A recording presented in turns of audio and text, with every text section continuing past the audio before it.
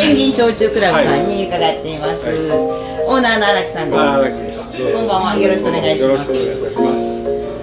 荒木さんはこのお店をされて何年ぐらいになるんですか？今年の9月で33年目に入りました。33年。はい。すごいですね。めちゃくちゃ長いのですね。そうですね。脱サラで。はい。やりましたね。31歳の時にやりました。焼酎クラブっていうのはどこからつけられてるんですか？私熊本出身なんですけども、2軒目の店を焼酎専門の店を出したんです。魔王と100年の孤独と生ビールしか置いてないんですよ。バカにされましてね。っていうのはその焼酎誰が飲むんやと、いい調さえあればいいんやと言われて、それから半年ぐらいですかね、焼酎ブームが来ましてね。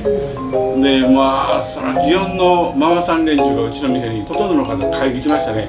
祇園龍馬会、これはどんな活動されてるんですか？11月の7日に、15日が命日なので、霊山護国神社の坂本龍馬と長岡慎太郎と東吉さんのお墓の掃除を2時間かけてトイレと全部合わせてうちの会でやるんです。それはもう霊山護国神社の方から、京都祇園龍馬会さん一本にお任せすることになっておりますので、その後丸山公園の中岡慎太郎と坂本龍馬のでっかい銅像のあそこの草取りと掃除をします。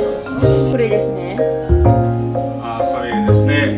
これは NHK の大河ドラマの時に福山雅治さんですね。はい。記念に40枚作ったんですけど、関係者にしか配っておりませんね。素材はイタリア製のガラスで、後ろの黒いのは漆なんです。